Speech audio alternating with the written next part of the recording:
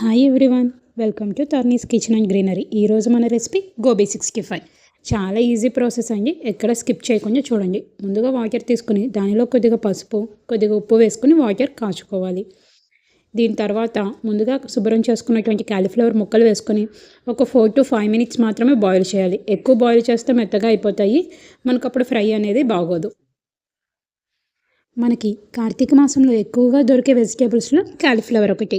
ఇది దొరికిన 2 రోజులు ఎన్ని వెరైటీస్ కావాలంటే అన్ని వెరైటీస్ చేసుకోవచ్చండి. కాకపోతే పురుగులు ఉంటాయి, చూసుకుని చేసుకోవాలి. ఇప్పుడు ఒక బౌల్ తీసుకుని దానిలోకి ఒక గరిటె బియ్యం పిండి, హాఫ్ గరిటె కార్న్ఫ్లోరు, హాఫ్ శనగపిండి అనేది తీసుకోవాలి. ఈ మూడిటిని ఒకసారి మిక్స్ చేసుకోవాలండి. ఇలా చేసుకున్న తర్వాత దీనిలోకి 1 టేబుల్ స్పూన్ అల్లం వెల్లుల్లి పేస్ట్ అనేది యాడ్ చేయాలి. దానిలోకి రుచికి సరిపడా ఉప్పు, అలాగే రుచికి సరిపడా కారం, 1 టేబుల్ స్పూన్ గరం మసాలా అనేది యాడ్ చేసుకోవాలి. నేను ఇక్కడ ఎలాంటి ఫుడ్ కలర్ యూస్ చేయట్లేదండి, ఇంట్లో పిల్లలు తింటారని చెప్పి. పిల్లలు తినేటప్పుడు ఫుడ్ కలర్ స్కిప్ చేయడమే చాలా మంచిదండి. ఇప్పుడు దీనిలోకి సరిపడా వాటర్ పోసుకుని బజ్జీ పిండిలాగా మనం కలుపుకోవాలి. ఎంతో ఈజీగా చేసుకున్న గోబీ 65 అదే బయట అయితే బండి దగ్గర 100 రూపాయలు తీసుకుంటారు, అదే రెస్టారెంట్లో అయితే 300 తీసుకుంటారు. కానీ 20 రూపాయలు పెట్టి కాలీఫ్లవర్ కొంటే చక్కగా ఫ్యామిలీ మొత్తం మనమే ప్రశాంతంగా తినొచ్చండి.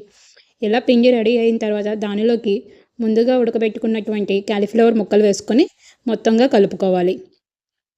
ఈ మసాలా ముక్కలన్నిటికీ పట్టేలాగా కలుపుకోవాలండి. చూసారు కదా, ఈ విధంగా కలుపుకోవాలి. మేమైతే ఇది ఉత్తగా తినడానికే ఇష్టపడతామండి. ఇప్పుడు బాండీలోకి ఆయిల్ తీసుకుని అది వేడెక్కిన తర్వాత ముందుగా ప్రిపేర్ చేసుకున్నటువంటి కాలీఫ్లవర్ ముక్కలను వేసుకొని డీప్ ఫ్రై చేసుకోవాలి. కొన్నిటికి డీప్ ఫ్రై అయ్యే బాగుంటుందండి, తప్పదు కదా, ఆయిల్ ఎక్కువ అని ఫీల్ అవ్వకూడదు. చూసారు కదా, ఈ విధంగా ఫ్రై చేసుకోవాలి. ఒకదానికి ఒకటి అంటుకోకుండా ఎంత బాగున్నాయో చూసారు కదండి.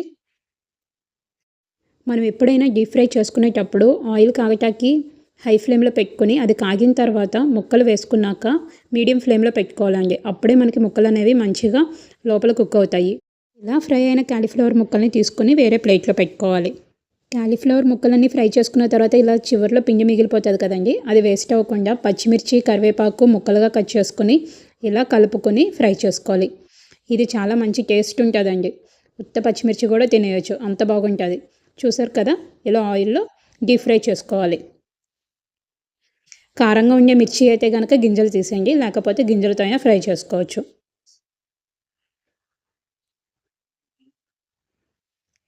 ఇవి ఎక్కువసేపు ఫ్రై అవ్వక్కర్లేదండి, ఒక 2-3 minutesకి ఫ్రై అయిపోతాయి, లేకపోతే మాడిపోతాయి. చూసుకుని తీసుకోవాలండి. ఇప్పుడు ఇలా ఫ్రై అయిన పచ్చిమిర్చి, కరివేపాకు కూడా పక్కకి తీసేసుకోవాలి. ఇంకేముంది, వేడివేడి గోబీ 65 మన ఇంట్లోనే రెడీ అయిపోయింది. గోబీ 65 ఉత్తగా అయినా తినేయచ్చు, ఏ పప్పులోనో పప్పుచారులోనో నంచుకోవచ్చు. Please subscribe my YouTube channel, like, share and comment also. Thank you all.